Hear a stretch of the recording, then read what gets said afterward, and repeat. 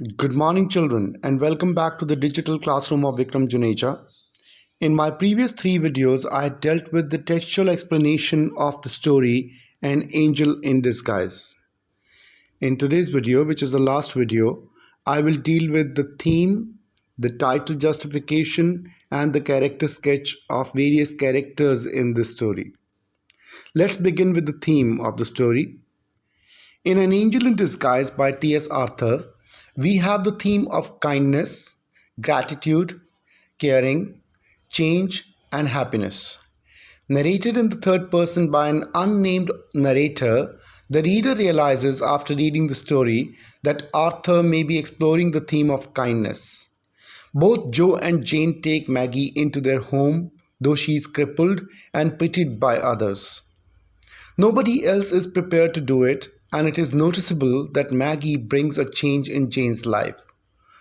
No longer is she as cold as she had been despite initially wanting to see Maggie go to the poorhouse. It is as though Maggie is filling a void in Jane's and Joe's life with them having no children of their own.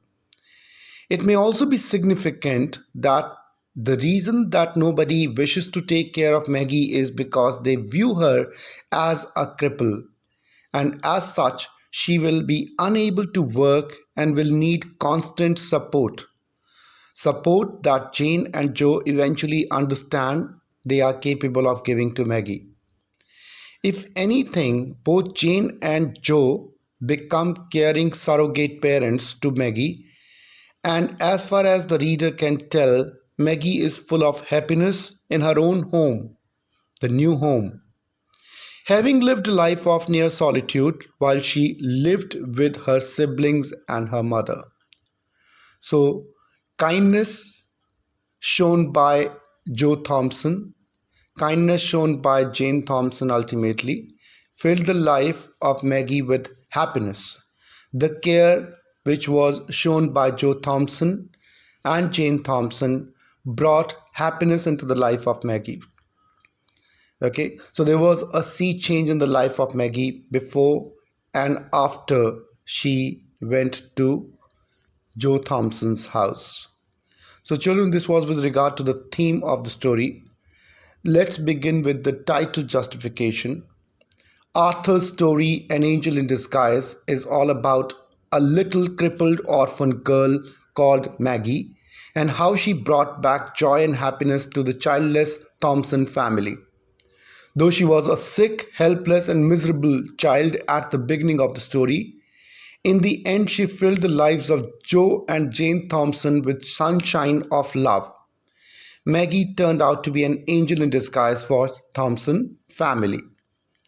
Again, when the girl was unattended after her mother's death and was in sad state, Joe Thompson reached to her as an angel in disguise, took her to his home, and gave her a completely new life.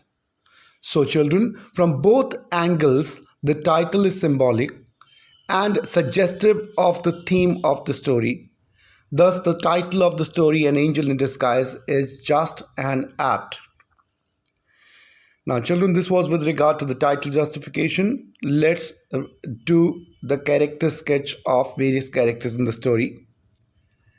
The writer reveals all the characters by means of both direct and indirect characterization. For example, at the very beginning of the story, the author introduces us some characters by direct characterization.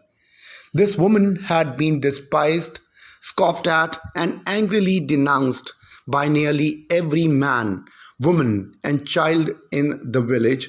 Judging by these words, we may assume that the woman's life was very hard. There was nobody to support her, to help her. We start with the character sketch of Maggie. Maggie is the youngest of her family and is tragically crippled from falling from a window 2 years prior.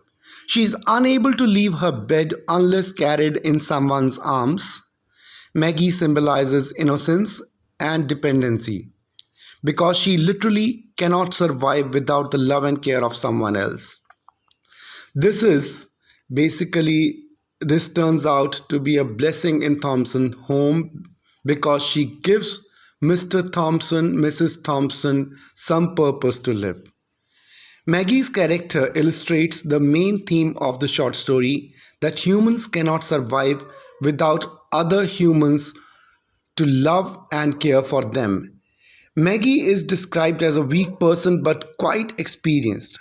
She didn't talk a lot. The author pays special attention to her personally, indirectly, but very masterfully. From the very beginning of the story, one can feel how much Maggie was afraid to stay alone.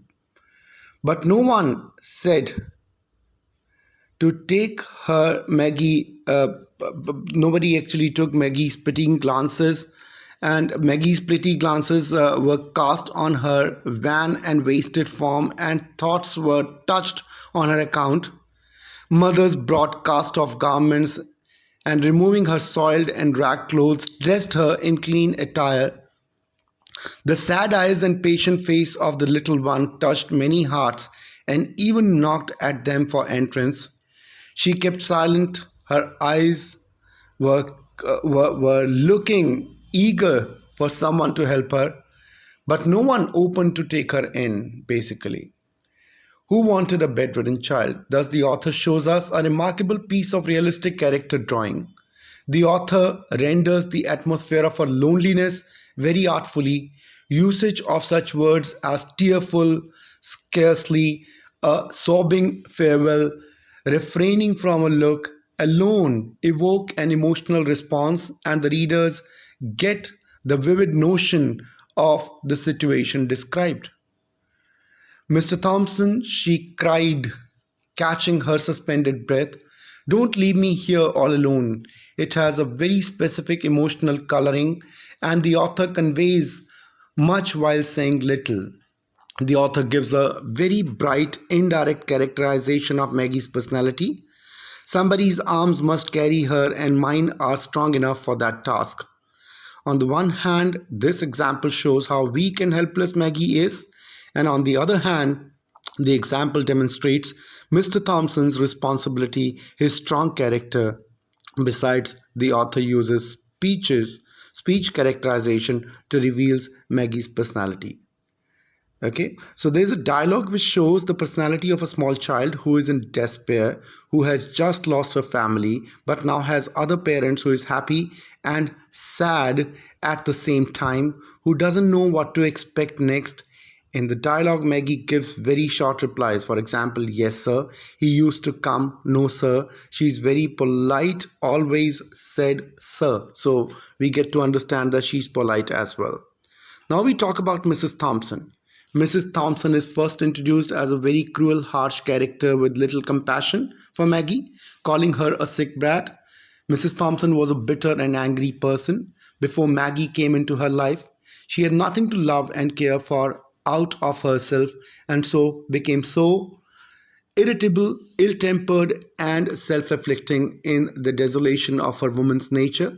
But after spending time with Maggie, Mrs. Thompson is seen as a transformed person. She wanted to take care of Maggie for a few more days, which eventually turned out to be the rest of her life. Mrs. Thompson ends up falling in love with Maggie and finds purpose in taking care and looking after her. Maggie and her love changed Mrs. Thompson. The sweetness of that sick child looking ever to her in love, patience, and gratitude was as honey to her soul, and she carried her in her heart as well as in her arms like a precious burden. So Mrs. Thompson's character is basically revealed as a person who has changed. She illuminates the theme of caring, and she illuminates the theme of change. Now we talk about Mr. Thompson. Though rough in exterior, Joe Thompson, the wheelwright, had a heart, and it was very, very tender in some places. He liked children and was pleased to have them come to his shop. Judging by this phrase, we get to understand that Mr. Thompson is really a kind-hearted sort of person who loves to spend his time with children. Mr. Thompson is a strong man, but the experience with Maggie touched him greatly. That's why he cried a little bit, and what is more, Those tears proved that he was happy that his wife changed. Now, then we have minor characters also in this story. Farmer Johns and Mrs. Ellis are minor characters and presented in the story, so to say, just directly. Farmer Johns, after the coffin was taken out, placed John in his wagon and drove away, satisfied that he had done his part. Mrs. Ellis spoke to Kate with a hurried air, bid your sister goodbye, and drew the tearful children apart, ere scarcely their lips had touched in sobbing farewell. However, we may imagine what kind of people they are. They weren't interested in Maggie's life. They took children as things. They left Maggie alone, and no one cared about the future life. To send Maggie to the poorhouse was the easiest way out. So, children, this was with regard to the minor characters.